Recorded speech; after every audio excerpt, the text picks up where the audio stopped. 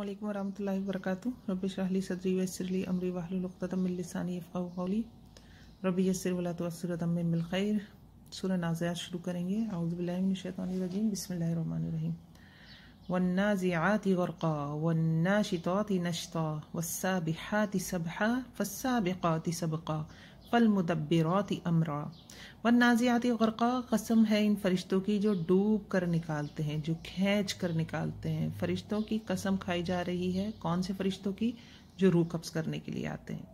रूह जो होती है जिस्म के साथ गुंधी हुई होती है। जैसे कि आटे में आप नमक डालें और पानी डालें और उसको गूंद दें, तो नमक और पानी को आटे से जुदा करना कैसा है? नामुमकिनात में से है ना। इसी तरह रूह हमारे जिस्म के एक एक रुएं से गुंधी हुई है। तो फरिश्ते क्या करते हैं? जिस्म के अंदर डूब के रूह को खींच कर निकालते हैं। तो जो काफिर है उसकी रूह कैसे निकाली जा रही है? तकलीफ के साथ, डांट डपट के साथ खिंचती है रूह, फिर वापस भागती है, फिर खिंचती है, फिर वापस भागती है। तकलीफ के साथ निकाली जाती है। नज़ा की तकलीफ मोमिन को भी होती है, लेकिन साथ साथ खुशखबरियाँ भी चलती हैं। जन्नतों की खुशखबरियाँ होती हैं। जन्नतों का कफन होता है, जन्नत का खुशबूदार कफन। तो फ़र्क हो जाता है।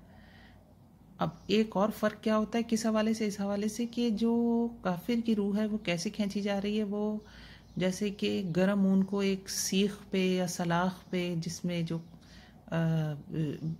कांटे भी लगे हों उस पे लपेट दिया जाए, गर्म सलाख पे लपेट दिया जाए ऊन को, और फिर ऊन को जुदा किया जाए तो वो कहीं से टूट जाएगा, कहीं से फट जाएगा, जल जाएगा।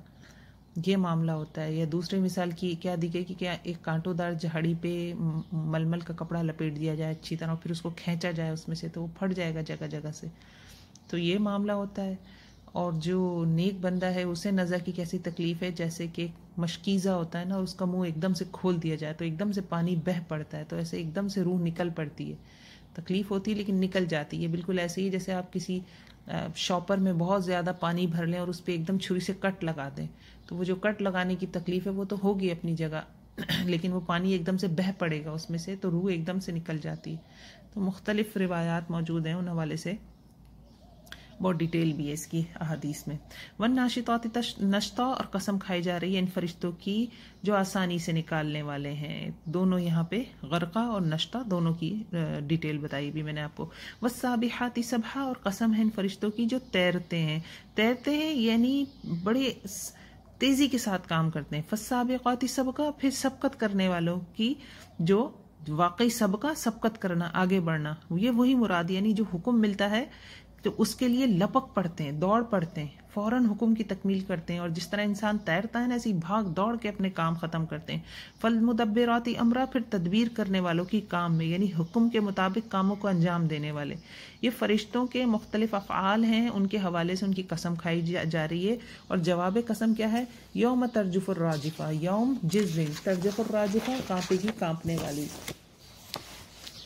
तो यहाँ कसम खाई गई किसकी? फरिश्तों के कुछ अफ़ाल की। फरिश्तों की कसम खा के बताया गया कि क़यामत हक है। जवाब कसम क्या है? कि इन सारी चीज़ों की कसम खा के बताया जा रहा है कि यौम तरजुफुर राजिफा, यानी क़यामत आएगी, लाजिम आएगी, और ज़मीन क्या करेगी? कांपेगी, ज़लज़ला आएगा शदीद।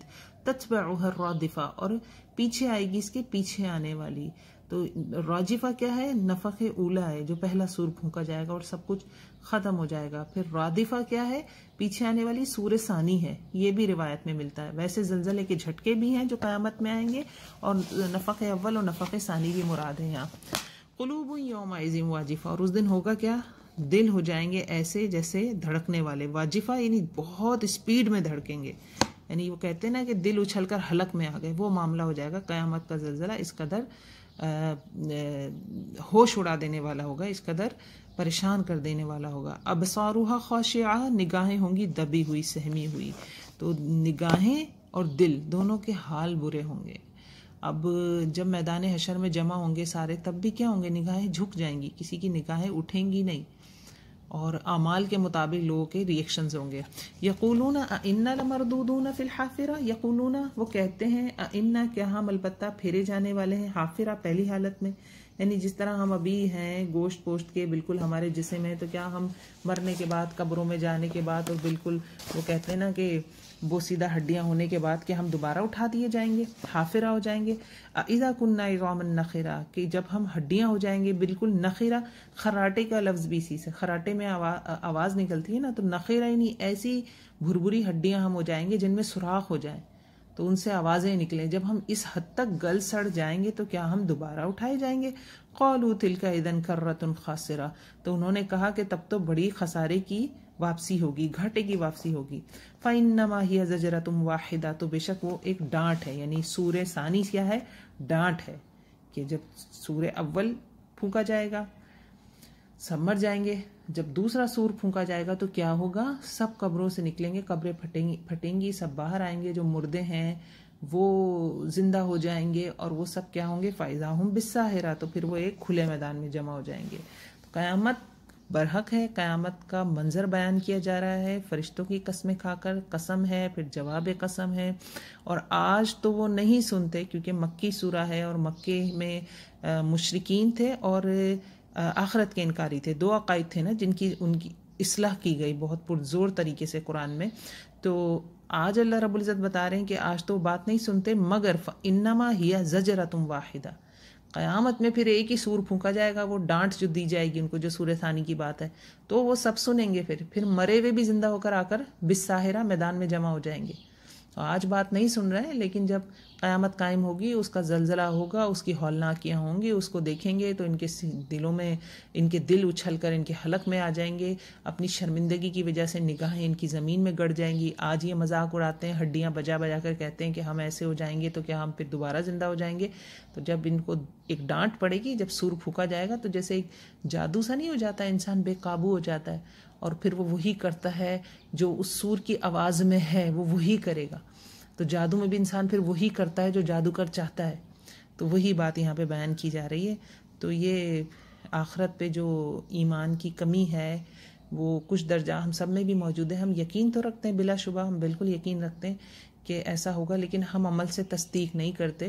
تصدیق بھی لازم ہے. اور قیامت کا زلزلے کو اب ہم بہت اچھی طرح، بلکہ مجھے نہیں کہنا چاہیے بہت اچھی طرح، واقعی اس کی ہولناکیوں کو تو ہم نہیں سمجھ سکتے، لیکن موویز وغیرہ میں جو ڈیزاسٹر موویز ہیں دکھایا جاتا ہے کس طرح سے بلڈنگیں بالکل وہ میچ باکس کی طرح گر جاتی ہیں زمین پہ اور وہ ریت ہو جاتی ہیں. پھر ہم نے ٹوئن ٹاور کو گرتے ہوئے دیکھا ہے. چھوٹی چھوٹی سی مثالیں کہ اتنی بڑی بڑی فلک بوس عمارتیں لمحوں کے اندر زمین بوس ہو گئیں. تو زلزلہ کیسا ہوگا کہ قرآن میں ہم پڑھتے ہیں کہ پہاڑ ریزہ ریزہ ہو جائیں گے. تو کچھ حد تک انسان اس کو امیجن کر سکتا ہے. تو یہاں تک ایک ٹاپک کمپلیٹ ہو رہا ہے، پھر آگے حضرت موسیٰ علیہ السلام کا تذکرہ ہوگا انشاءاللہ اگلی آیت میں کرتے ہیں. السلام علیکم ورحمۃ اللہ.